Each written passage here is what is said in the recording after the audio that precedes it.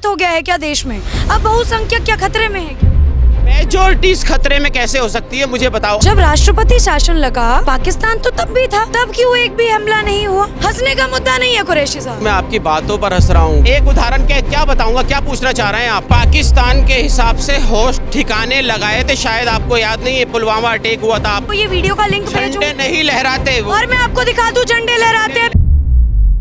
नाम मारकर जिनका नाम हिंदू था उन्हीं को क्यों मारा गया? असल में सबसे बड़ी चीज़ क्या है, ये कश्मीर के अंदर, कश्मीर पाकिस्तान जो है वो कश्मीर से हमेशा कनेक्टेड रहा है, हमारे देश से हमेशा कनेक्टेड रहा है। हमेशा पूरा विश्व जानता है, पूरी दुनिया जानती है, पाकिस्तान एक आतंकवाद का अड्डा है और आतंकवाद फैक्ट्री है पाकिस्तान। क्योंकि पिछले टाइम के अंदर आपने देखा होगा पुलवामा अटैक हुआ था, हमारे 40-50। तो पुलवामा से भी बड़ा है ना। तो मैं वही कहना चाह रहा हूं कि उस टाइम भी बहुत शर्मनाक हरकत की थी इस पाकिस्तान ने, और दोबारा से 2-3-4 साल बाद। हर बार नहीं, आप लोग पाकिस्तान पर नाम डाल के पल्ला नहीं झाड़ सकते। मुझे बताइए ना कि क्यों हर बार बेचारे जिनकी गलती नहीं होती, निर्दोषों को क्यों नाम पूछकर, कभी किसी और गुस्से की वजह से, कभी कन्हैया लाल, क्यों मतलब उन्हीं का गला रेत रहे हैं? क्यों? क्या हिंदू होना अब क्या गलत हो गया है क्या देश में? अब बहुसंख्यक क्या खतरे में है क्या? बहुसंख्यक खतरे में कैसे होता है? मेजॉरिटी खतरे में कैसे हो सकती है? माइनॉरिटीज कैसे नहीं है? मेजॉरिटीज खतरे में कैसे हो सकती है, मुझे बताओ। 80-90 करोड़ उदाहरण नहीं देख रहे हैं। 80-90 करोड़ के करीब यहाँ जो है, क्या नाम है इसका, मेजॉरिटी के अंदर मेरे हिंदू भाई हैं, मेजॉरिटी के अंदर। खतरा कि ना हिंदू को खतरा है, ना मुसलमान को खतरा है, किसी भी धर्म को खतरा नहीं है इस भारत देश के अंदर। खतरा उन पाकिस्तानी आतंकवादियों से है जो हमेशा से बना रहता है। ये जो कांग्रेस निकम्मी सरकार है, ये हम 1947 के अंदर ना भारत देश का विभाजन कराती। इन सत्ताधारियों ने, इन दलालों ने, भारत देश के इन कांग्रेसी दलालों ने भारत देश के टुकड़े कराकर एक पाकिस्तान बनवा दिया था। ये अपनी सत्ता पाने के लालच में इन कांग्रेसी दलालों ने। और ये दलाल अगर क्या नाम है, अगर उस टाइम के अंदर देश का विभाजन नहीं होता और देश के टुकड़े नहीं होते, आज पाकिस्तान ही नहीं होता। आज पाकिस्तान ही नहीं होता। पाकिस्तान को आतंकवाद का अड्डा बनाने वाले, पाकिस्तान को आतंकवाद की फैक्ट्री बनाने वाले कांग्रेस का काम है ये। सवाल का जवाब दीजिए।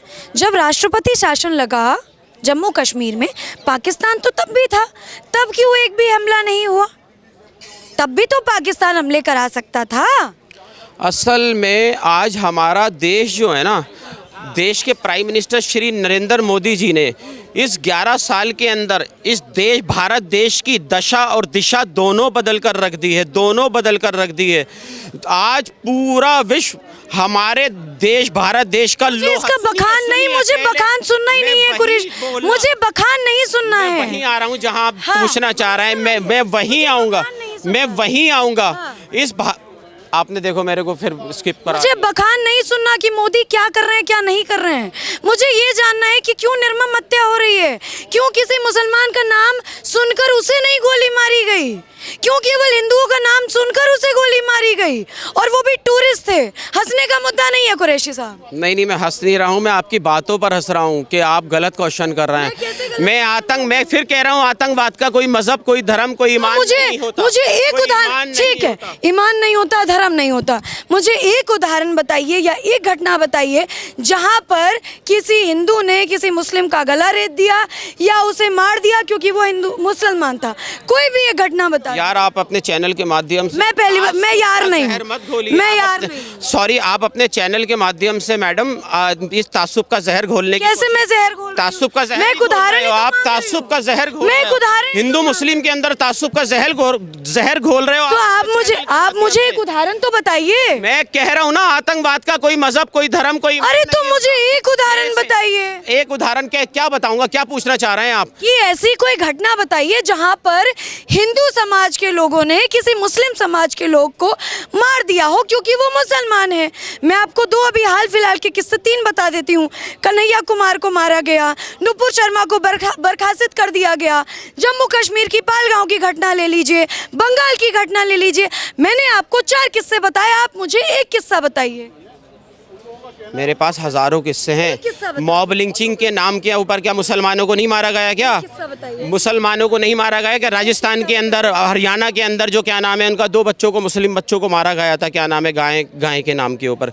तो क्या नाम है इसका कि गाय के नाम के ऊपर? गाय के मॉब लिंचिंग के अंदर मुसलमानों को नहीं मारा गया क्या? कहाँ पर, मुझे कुछ बताइए तो। ये 4 घटना तो घटित है, सबने सुनी है। इस घटना मुझे बताइए ना कि कहीं पर लिखी हो। आप जैसे रिपीट कर रहे हैं कि आतंक का कोई धर्म नहीं होता, तो अक्सर यही क्यों सुनने को मिलता है कि हमेशा आतंक करने वाला एक ही समुदाय का और भुगतने वाला एक ही समुदाय का?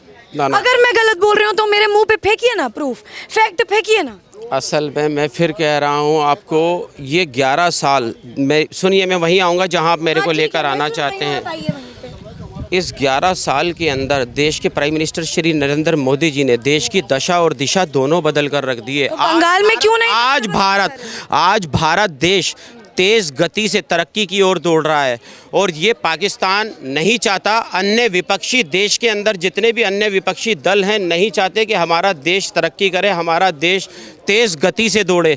आज पूरा विश्व हमारे देश को सम्मान करता है, नरेंद्र मोदी जी को सम्मान करता है, भारतीय जनता पार्टी को सम्मान करता है आज पूरा विश्व। तो कहने का मतलब मेरा ये है कि इस कामों को रोका जा रहा है, देश को तेज़ गति से दौड़ रहा है आज हमारा भारत। पाकिस्तान को जलन रोका, हाँ, पाकिस्तान को परेशानी हो रही है। अगर बीजेपी इतना ही बढ़ गई है तो क्यों पाकिस्तान को नहीं उनके उसके होश ठिकाने लगा देती है आपके हिसाब से? अगर पाकिस्तान के हिसाब से होश ठिकाने लगाए थे, शायद आपको याद नहीं है पुलवामा अटैक हुआ था, आपको? अरे पुलवामा छोड़िए ना, जम्मू कश्मीर पे बताइए। पुलवामा अटैक हुआ था। पुलवामा अटैक होने के बाद देश के प्राइम मिनिस्टर श्री नरेंद्र मोदी जी ने सर्जिकल स्ट्राइक करके हमारे देश के जवानों ने पाकिस्तान के अंदर उन आतंकवादियों को घर में घुस के मारने का काम किया था। मैं फिर एक बार आपको कैसे पता कि ये पाकिस्तान ने किया है? इसके तार कहीं ना कहीं पाकिस्तान से जुड़े मिलेंगे, क्योंकि मैं अभी न्यूज़ देख रहा था, न्यूज़ के ऊपर वहाँ कुछ ना कुछ मेरे को देखने को मिल रहा था। तो कहने का मतलब है कहीं ना कहीं पाकिस्तान से इसके तार जुड़े हुए मिलेंगे। और आतंक का कोई मजहब नहीं होता। बिल्कुल, आतंकवाद का कोई मजहब उदाहरण नहीं दे पाए हैं। मैंने दिया। अब मुझे एक बात बताइए जी, आने वाले समय में ऐसे ही होता रहा, हमेशा ये पता लगता रहा कि आतंकवादी जो है वो मुसलमान है, मरने वाला हिंदू है, चाहे आप कश्मीरी पंडित का हाल देख लीजिए उस समय, चाहे आप अभी देख लीजिए पलायन करने वाले भी हिंदू हैं, ये कब तक मतलब चलता रहेगा? मुझे एक तारीख, एक डेट बताइए ना कि पलायन करने वाला या मरने वाला हिंदू कब तक रहेगा? मैं देश के प्राइम मिनिस्टर श्री नरेंद्र मोदी जी से और देश के होम मिनिस्टर श्री अमित शाह जी से अपील करता हूं कि ऐसे लोगों को देश से ख़त्म किया जाना चाहिए, चाहे वो जेल डालने के माध्यम से, चाहे उनको उड़ाने के माध्यम से, क्योंकि देश के अंदर अब इस तरीके की चीज़ें चलने वाली नहीं है। चाहे वो हिंदू हो, चाहे वो मुस्लिम हो, सिख हो, ईसाई हो, देश के अंदर देश को बांटने का काम, देश को फाड़ने का काम अगर करेंगे तो उनके खिलाफ सख्त से सख्त कार्रवाई की जाएगी। किसी भी मजहब का हो ना? कोई भी मजहब का हो। एक चीज़ बताइए कि राष्ट्रपति शासन जब तक था तब तक सब ठीक था, तो क्या कहीं ना कहीं सुप्रीम कोर्ट की भी गलती है कि उन्होंने राष्ट्रपति शासन क्यों हटाया? क्या कहें? असल में सुप्रीम कोर्ट की गलती तो मैं नहीं कहूँगा, क्योंकि उस टाइम माहौल बहुत अच्छा चल रहा था, टूरिस्ट आ जा रहे थे कश्मीर के अंदर, JNK के अंदर टूरिस्ट आ जा रहे थे, और यही रीज़न था क्योंकि देश कश्मीर बर्बादी की कगार पे जा रहा था। ठीक है, क्योंकि पिछली सरकारों ने तो कश्मीर को बर्बाद करके रख दिया था। आज कश्मीर क्या नाम है इसका, टूरिज़्म के अंदर अगर आज आगे बढ़ रहा है, उसको रोकने का काम किया जा रहा है, कश्मीर को बैकफुट पे ले जाने का काम किया जा रहा है। अब मुझे एक चीज़ बताइए, आपने कहा कि बैकफुट पे ले जाने का काम किया जा रहा है, इतना टूरिज़्म बढ़ रहा था, अब अचानक से ये हमला हो जाता है, तो क्या आपको लगता है कि अब आने वाले समय में, चूंकि राष्ट्रपति शासन हट चुका है, तो क्या टूरिस्ट यहाँ पर आएंगे? क्या घूमने का विचार, क्योंकि कश्मीर इतना प्रसिद्ध है, स्वर्ग कहा जाता है, तो क्या आप लोग यहाँ पर आएंगे घूमने के लिए? बिल्कुल, पहले भी आ ही रहे थे, पहले भी आ ही रहे थे, और इस तरीके जैसे पुलवामा अटैक हुआ था उसके बाद भी क्या नाम है इसका, महीना 2 महीने के अंदर बैक टू नॉर्मल हो गया था। ये पुलवामा से बड़ा हमला है, ये मेरे देश के जवानों से बड़े हो सकते हैं? मतलब मेरे देश के जवान शहीद हुए थे, ऑन ड्यूटी शहीद हुए थे। मैं नाम पूछ के थोड़ी मैं मान रहा हूँ वो ये भी बड़ा है, ये भी बहुत शर्मनाक हादसा है ये, लेकिन वो भी एक बहुत बड़ा हादसा था जिसमें मेरे देश के जवान शहीद हुए थे, जिनकी वजह से हम देश के अंदर सुरक्षित रहते हैं। वो भी एक बहुत बड़ा शर्मनाक हरकत थी। और मैं आपके चैनल के माध्यम से अपील कर रहा हूँ देश के प्राइम मिनिस्टर श्री नरेंद्र मोदी जी से और देश के होम मिनिस्टर श्री अमित शाह जी से मैं अपील करता हूँ, जैसे पुलवामा के बाद सर्जिकल अटैक किया था पाकिस्तान के ऊपर, और इसी तरह से सर्जिकल स्ट्राइक करके पाकिस्तान के आतंकवादियों को मुंह तोड़ जवाब देना चाहिए, पाकिस्तान में घुसकर मारना चाहिए। बिल्कुल। बंगाल पर एक मैं सवाल पूछना चाहती हूँ आपसे। आपने कहा कि चलिए वो ममता बनर्जी की हेडेक थी, तो आप जिनका बखान कर रहे हैं कि आप नरेंद्र मोदी से या अमित शाह से अपील करेंगे, वहाँ पर भी तो केंद्र कुछ कर सकता था, राष्ट्रपति शासन लगा सकता था। वहाँ पर क्यों उन्होंने चुप्पी साधी हुई थी? वहाँ पर भी तो यही सेम घटना घटित हुई कि जो हिंदू परिवार थे, जो हिंदू मंदिर थे, वहाँ पर भी मुसलमानों ने हमला किया, पत्थरबाजी की, प्रेग्नेंट औरत को घर में रहने के लिए मजबूर किया, गाय को जिंदा जला दिया गया। क्यों ऐसा? असल में गाय को ज़िंदा जलाने का काम भी वहाँ होता है और गाय को कटवाने का काम भी वहाँ होता है। वहाँ सबसे पहली चीज़ ममता बनर्जी ने स्टेट लेवल के ऊपर गाय स्लैटिंग को लीगलाइज किया हुआ है। बात केंद्र को पता होगी ना। सुनिए, स्टेट गवर्नमेंट ने वहाँ लीगलाइज किया हुआ है। तो वहाँ एक समुदाय को खुश करने के लिए दूसरे समुदाय को बर्बाद करने का काम कर रही हैं। वेस्ट बंगाल हमेशा से ममता बनर्जी ने जलाने का काम किया है। वहाँ छोटे छोटे बच्चों के हाथ के अंदर, जिन बच्चों के हाथों के अंदर कलम किताब होना चाहिए, उन बच्चों के हाथों में उसने, ममता बनर्जी की सरकार ने और ममता बनर्जी ने उन बच्चों के हाथ में पत्थर दिए हुए हैं, उन बच्चों के हाथ में बम दिए हुए हैं मारने के लिए। कौन से बच्चे हैं? ये मुस्लिम बच्चों की बात कर रहा हूँ मैं आपसे, मुस्लिम बच्चों का और मुस्लिम्स की मतलब आने वाली जनरेशन्स को खराब करने का काम किया है। तो केंद्र अगर इतना ही भला चाह रही है मुसलमानों का, तो क्यों वहाँ राष्ट्रपति शासन नहीं लगा देती या कुछ निवारण क्यों नहीं कर रही है? असल में राष्ट्रपति शासन लगा सकती है सेंट्रल गवर्नमेंट, लेकिन उसका एक रीज़न है। वहाँ फिर दोबारा से आगजनी शुरू हो जाएगी उस वेस्ट बंगाल के अंदर।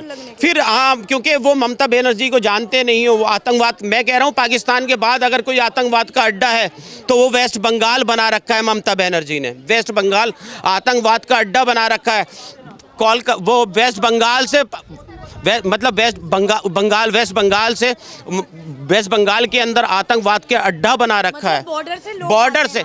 बॉर्डर से लोग, बांग्लादेश से लोगों को बुलाती हैं यार, लोगों को हजारों लाखों लोगों को बुलाकर वोट बैंक बना रखा है उनका। अच्छा, एक चीज़ और बताइए, जब फिलिस्तीन में कुछ होता है तो यहाँ पर जगह जगह जो है झंडे लगाए जाते हैं, जगह जगह नारेबाजी होती है, ओवैसी नारेबाजी करते हैं। झंडे कहाँ लगे हैं? हैदराबाद में कितने फिलिस्तीन के झंडे थे? तो कितनी यात्राओं में, बंगाल में कितनी यात्राओं में फिलिस्तीन के झंडे थे? तो मैं ये सवाल कर रही हूँ कि जब फिलिस्तीन में कुछ होता है तो भारत के अंदर झंडे फहराए जाते हैं, लेकिन जब बांग्लादेश के अंदर, जब जम्मू कश्मीर के अंदर, जब बंगाल के अंदर नहीं लहराए जाते। नहीं, शायद मैं आपको ये वीडियो का लिंक भेजूं। झंडे नहीं लहराते वो, और मैं आपको दिखा दूं झंडे लहराते हैं, फिर मैं आपको दिखा दूं लहराते हैं। लहराते नहीं है, वो झंडे पकड़कर प्रोटेस्ट कर रहे हैं। लहराने का मतलब मैं आपको दिखा दूं झंडे लहरा रहे हैं, फिर शायद आपने ध्यान से देखा नहीं होगा। फिर भी भारत के अंदर फिलिस्तीन के झंडे का लाने का क्या मतलब है? ठीक है, ये लोग फिलिस्तीन का झंडा लाते भी हैं, उसके हक में आवाज़ भी रखते हैं, तो बांग्लादेश के हिंदू के हक में क्यों नहीं रखते? बंगाल के हिंदू के हक में क्यों नहीं रखते? जम्मू कश्मीर में जो हुआ उसके हक में क्यों नहीं रखते? मेरी बात सुनिए, सबकी मानसिकता एक जैसी नहीं हो सकती।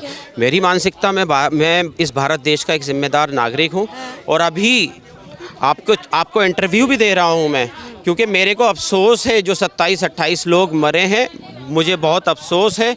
और ये पूरी इंसानियत का कत्ल है, उन 28 लोगों का कत्ल नहीं है, पूरी इंसानियत का कत्ल किया है उन लोगों ने। तो मैं उन मुस्लिम्स को, जो मुस्लिम्स, अगर वो आपने कहा कि दूसरी कंट्रीज़ के झंडे को लहराते हैं, तो मैं उन मुस्लिम्स से अपील करता हूँ कि देश के अंदर अगर कोई मुस्लिम अगर गैर मुस्लिम परिवार के साथ अगर कोई मिसहैपनिंग हो रही है और वो हमारा समाज कर रहा है तो उसके खिलाफ भी विरोध होना चाहिए, उसके खिलाफ भी आवाज़ उठाना चाहिए। कुरैशी जी, सीलमपुर के लेके आपने आवाज़ उठाई थी। सीलमपुर में हिंदू जो है पोस्टर लेकर बैठ गए थे 2-3 दिन पहले। वहाँ पर एक मुस्लिम लड़का था साहिल, उसने कुणाल नाम के लड़के की, 17 साल का वो लड़का था, उसकी हत्या कर दी। वहाँ की लड़कियाँ कह रही थी कि हमें जो है छेड़ते हैं। पहले मुझे बताइए, आप मुस्कुरा क्यों रहे हैं? मैं मुस्कुरा यूँ रहा हूँ कि सेकंड पर आप मुस्लिम्स ये हो रहा है ना, तो इसलिए मैं पूछ रही हूँ। आप भी तो इसी विरोध प्रदर्शन में आए हैं ना, तो क्यों मतलब ऐसा हो रहा है कि सीलमपुर में हिंदू जो है हाथ में बोर्ड लेकर इधर उधर घूम रहे हैं कि हिंदुओं को पलायन करना पड़ेगा, योगी जी हमें बचाइए? योगी जी नहीं बचाएंगे। दिल्ली के अंदर भारतीय जनता पार्टी का कार्यकर्ता बचाने का काम कर रहे हैं। दिल्ली मर गया, दिल्ली सरकार बचाने का काम कर रही है। अब कोई आएगा एकदम किसी के गोली मार के चला जाएगा, गोली नहीं मारा ना, चाकू मार के चला जाएगा, किसी को क्या पता। लड़कियों को छेड़ते हैं वहाँ पर, ऐसा कुछ भी नहीं है। लड़कियों को छेड़ने का बात कर रहे हैं तो मतलब वो 21 साल की बच्ची लड़कियों को छेड़ने का काम देखो, वो कहीं भी हो सकता है, वो कोई भी कर सकता है। और ऐसे जलील और ख्वार लोग कहीं भी हो सकते हैं, कहीं भी हो सकते हैं ऐसे जलील। जैसे श्रद्धा के टुकड़े किए गए वैसे तो किसी हिंदू ने नहीं किए ना कुरैशी साहब। आपके पास कोई उदाहरण है तो आप फेंकिए ना कैमरे पर। मैं फिर कह रहा हूँ आपसे कि इस तरीके के कत्ल करने वाले, इस तरीके की हरकत करने वाले, मैं कह रहा हूँ उनका कोई ईमान और धर्म और कोई मजहब नहीं होता। ठीक है, तो कुरैशी साहब से मैं अभी बात कर रही थी, ये दिल्ली के ही थे। लगातार इन्होंने एक बात कही कि मोदी और अमित शाह से ये जो है दरख्वास्त कर रहे हैं, लेकिन साथ ही इन्होंने ये बात भी कही, उस पर अडिग रहे कि आतंक का कोई धर्म नहीं होता, जो बात मैं थोड़ा सा समझने में असमक्ष हूँ। और भी लोग हैं यहाँ पर, उनसे मैं बात करूंगी कि आखिर इसके पीछे क्या कारण है कि पहले नाम पूछा जाता है ना जाति पूछी जाती है। बस अगर नाम आपका हिंदू है, आप हिंदू धर्म से हैं, तो आपको मार दिया जाता है। इस सवाल का जवाब मैं लेने की ज़्यादा से ज़्यादा कोशिश करूंगी। बहुत बहुत धन्यवाद।